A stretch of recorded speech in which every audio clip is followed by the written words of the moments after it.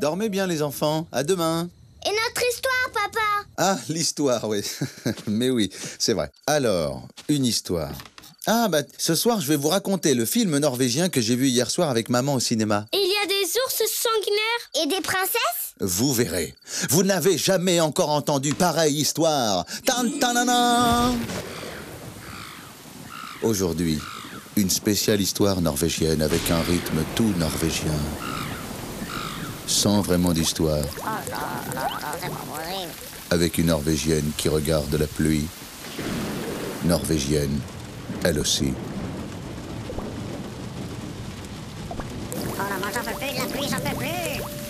L'histoire se passe dans un grand appartement vide. Dans une pièce toute vide, elle aussi, il y a une dame.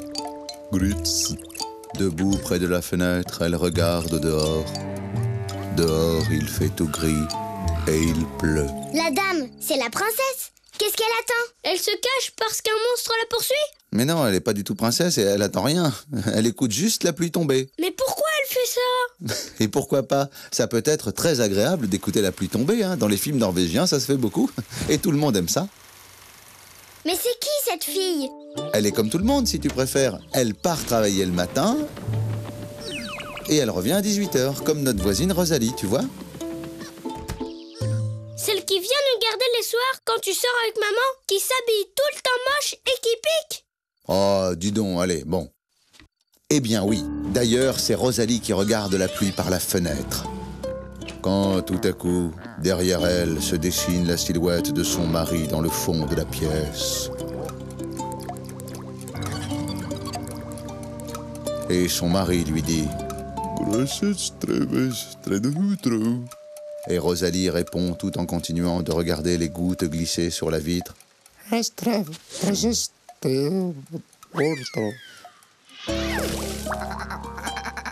bien, papa? Tu n'es pas malade? Oui, je vois que mon histoire de film norvégien ne vous satisfait pas beaucoup, hein. Ce que vous voulez, en somme, c'est de l'aventure, des monstres et des princesses enlevées, c'est ça? Oui!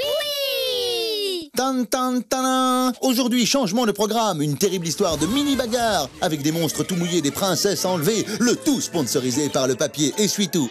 Ouais, vas-y papa, raconte! C'est alors que Rosalie, qui fixait toujours les gouttes glissant le long de la vitre, ne remarqua même pas que toutes ces gouttes étaient en réalité une horde d'aquamonstres inhumains. Venus enlever la fille du roi des mini-hommes qui avait établi son château juste en dessous de la fenêtre. Les aquamonstres glissaient le long de la vitre et fonçaient sur l'armée des mini-hommes. Une bataille extraordinaire se joua sous les yeux de Rosalie qui ne voyait rien. Les mini-hommes déclenchèrent des catapultes et envoyèrent des boulettes de papier essuie-tout qui absorbaient des régiments entiers d'aquamonstres. Ah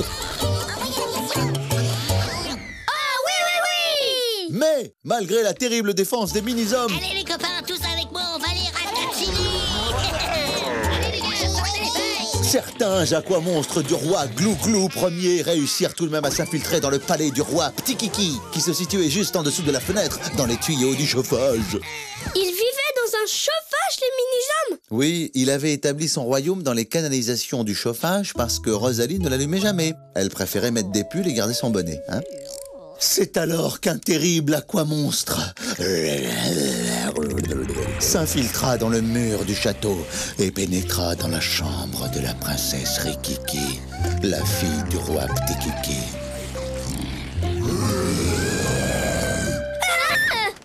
Oh là, on se calme, hein. Pendant ce temps, Rosalie, qui regardait toujours la pluie et qui ne voyait toujours pas le drame qui se jouait sous ses yeux, dit subitement... Papa, on t'avait dit qu'on ne voulait plus de ton histoire de Rosalie norvégienne. En plus, ça n'a rien à voir ce qu'elle dit. On s'en fiche de la météo norvégienne. Ah, mais il ne faut pas, parce que tout à coup, il se mit à geler. Tous les aquamonstres se transformèrent en glaçons et furent paralysés. Et bientôt, les mini-hommes organisèrent une immense fête et tout le monde pouvait patiner sur les monstres congelés.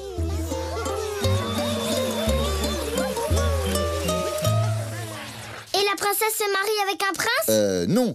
Elle se marie plutôt avec le fils de Monsieur Essuie-tout, qui était subitement devenu très riche. Et voilà.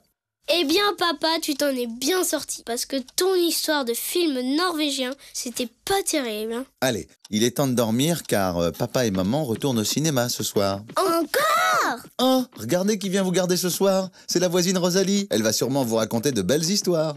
Bonne nuit les enfants.